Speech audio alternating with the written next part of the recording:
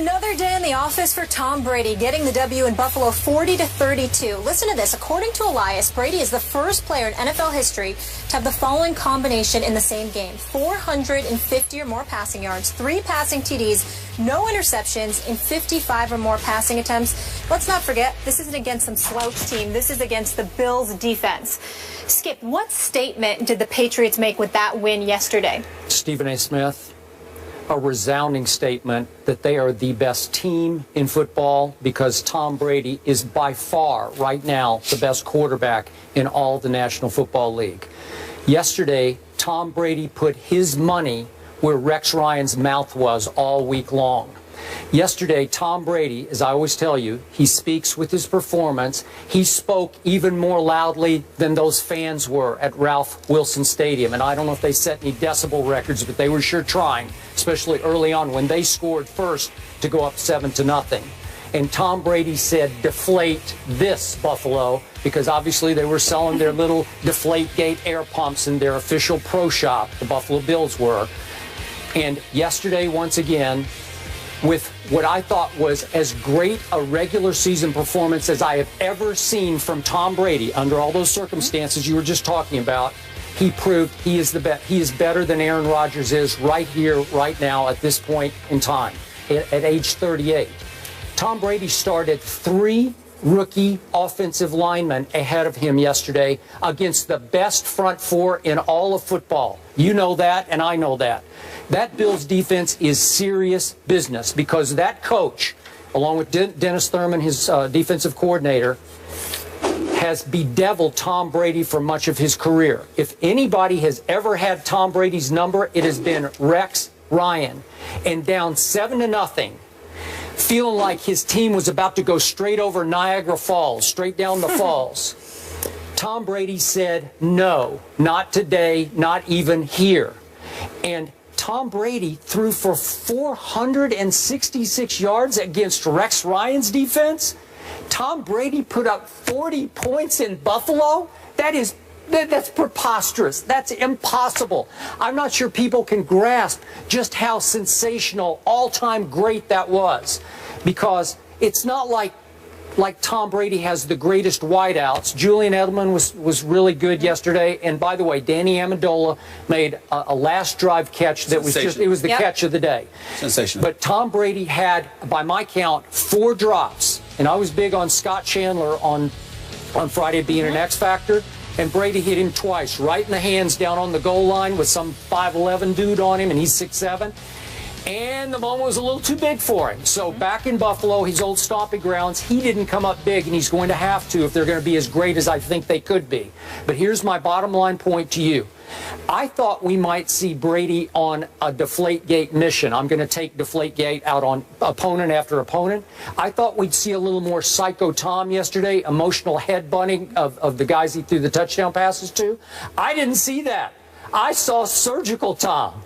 And that Tom's even scarier than Psycho Tom to me because he was just cold-blooded about shredding and just picking to pieces Rex Ryan's defense.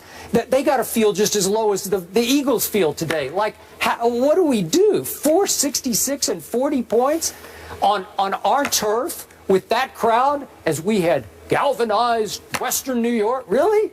I think it just flew all to pieces, thanks to my guy, Tom Brady. Well, congratulations to you, because we all know that you love your moments to rave about Tom Brady. Oh, he didn't deserve it yesterday? Well, he deserved it, but you're not going to get me to say that he's better than Aaron Rodgers. I still don't feel that way. I'm just telling you right now, this is one person that does not feel that way in all seriousness. What will it take to convince you? I think that both of them are playing sensational football, to be quite honest with you, and I give Tom Brady a awful lot of credit. But I'm going to tell you somebody I'm going to give even more credit to. That's the 2 coaches. Bill Belichick, because of his preparation, and Rex Ryan, because of his lack of preparation. Those 2 deserved more credit than even Tom Brady's unquestionably great performance. What I would ask you to pay attention to is what transpired after the catch. Listen, Mario Williams, Marcel Darius, and Hughes, and all of these boys, they couldn't get to Tom Brady because Tom Brady was doing two-step drops and getting the ball out of his hands inside of 3 seconds. They didn't have any chance to get to Tom Brady. He wasn't dropping back to pass, taking all day, taking pictures or anything like that. Tom Brady had that ball out of his hands quicker than you could say Brady. It was just that was just the reality. Well, that's sort of the object of the game. Well, again. No. What I'm saying to you is that usually when a sack takes place, it's because you're in the pocket, dropping back to pass, looking for your receivers, and as a result, the pass rush is getting to you. Tom Brady, a pass rush might as well not even exist because the ball is out of his hands quicker than you can pass gas. That's just the reality. Tom Jackson was talking about the rub routes the New England Patriots run and how that worked so effectively in week 1. Week 2, they were using that yesterday as well. Number 3, you look at Gronkowski. They tried everything on this boy. They put safeties on him. They put cornerbacks on him. They had a multitude of linebackers on him. Rob Gronkowski cannot be guarded. He can't be defended. He's too big. He's too gifted. He's too talented. His hands are too great. And he was getting open. Okay, so when I look at it from that perspective, that Amendola, first of all, let me say this to you. That first throw to Gronkowski, that was a sensational pass by Tom Brady. Please don't get me wrong. I mean, that was just right down the middle, right on the money. It was a great catch by Gronkowski, but you put it where Tom Brady put it the only place it could be put without it getting intercepted or being an incompletion. That was Tom Brady. So that was a great pass. That catch by Amendola, even though it was a great catch, that was still a great throw by Tom Brady. And there were several great throws, but primarily most of his passes were uncontested. Quick two-step drop, got it out of his hands, plays after the catch made by... That hasn't happened against this defense that much. Well, that's why I said Bill Belichick. Because what I'm saying to you is that at some point in time, we're going to have to give Bill Belichick his due. I know that Tom Brady is great. I would never deny that in all seriousness. But I'm going to tell you why I think that you need to give Bill Belichick more credit than he deserves, than you refuse to give him. When you look at Bill Belichick, it's the Charlie. I'm not casting any aspersions on anybody, but it's the Charlie Weisses, it's the Josh McDaniels, it's the Bill O'Briens. It's the defensive coordinator that's now in Houston. That was a former coach in Cleveland, Romeo Crennel. It's all of these guys. There are a bevy of individuals emanating from Bill Belichick's system that, because of their success in New England, warranted head coaching opportunities. What have any of them done since they've left Bill Belichick? This man's preparation is elite, Skip Bayless. Elite. Okay, Tom Brady is sensational. No question. We're just arguing 1 and 1A between him and Aaron Rodgers as far as I'm concerned. It's not like I'm saying that Tom Brady isn't great. I know how great he is. I'm simply saying to you that Bill Belichick deserves a lot of credit. And Rex Ryan, I think more so than ever before, even more than a 45-3 loss as a member of the New York Jets when he was the coach there. I don't think Rex Ryan was ever as humbled as he was yesterday. He talked. He had everybody out there fired up, and Tom Brady and Bill Belichick picked him apart like he stole something. I mean, it was unreal what they did to Rex Ryan. I didn't see that coming. I got to tell you, seriously, I'm insulted by the case you just made for Belichick over Brady in credit. I'm insulted, and I think Tom Brady would be insulted. I don't think he would. You did not mention the offensive coordinator, Josh McDaniels. He deserves some credit for what goes on, because the real offensive coordinator is Tom Brady at age 38. In fairness to me, the reason why I never mentioned Josh McDaniels is because I saw the job he did in Denver.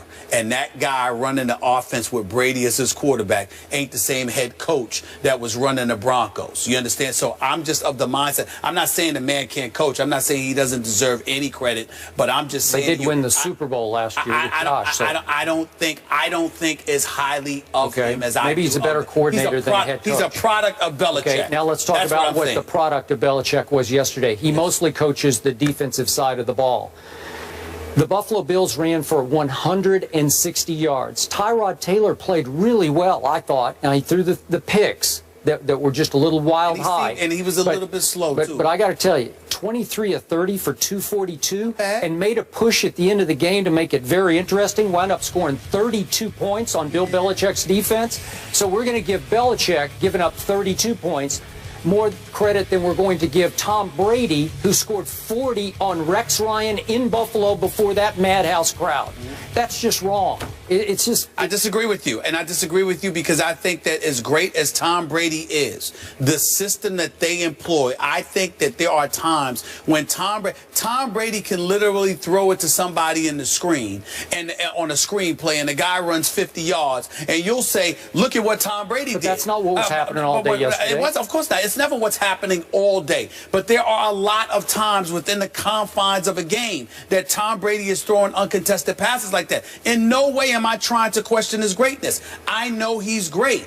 But at the same time, I don't think you pay attention to those kind of plays. And I'm saying to you, when I look at a Gronkowski, I mean, my God, Skip Bayless, there are times when Gronkowski is on the field.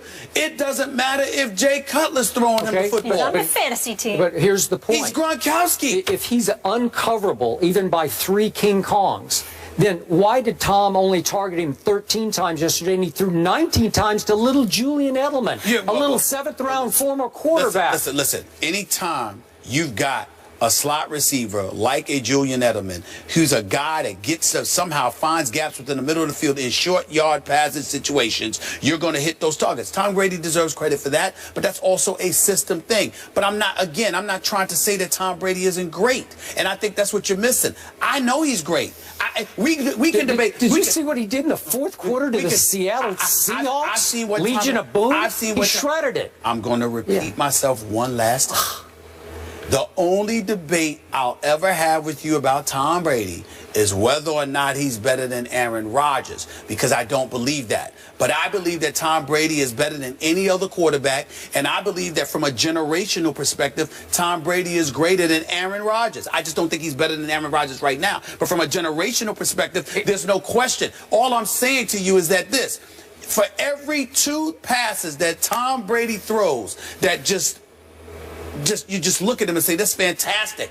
There's about 10 of them where they're like practically dipping dunks. And I'm saying to you that guys are making plays after the catch in a system that facilitates Tom Brady's greatness to some degree. That's all I'm saying. How many times against Rex have you seen Brady go, and get sacked? He was just on an all-time great roll. I actually have, to that point, a stat that I wanted to share with you guys. The Bills' defense, when they send 4 fewer rushers over the last 2 seasons, against Brady, 5 TDs, no interceptions. Against the rest of the NFL, 9 TDs, 19 interceptions.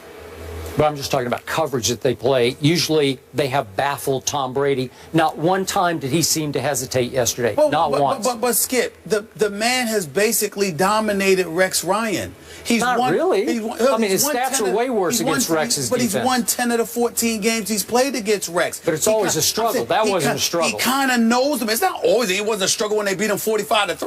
Well, that was the butt fumble game. That was Sanchez's fault. All I'm saying, well, butt fumble was one play, not 45-3. All I'm saying to you is that the man kind of knows Rex Ryan. Rex Ryan did a bad job yesterday. Tom Brady picked him apart. You're absolutely right.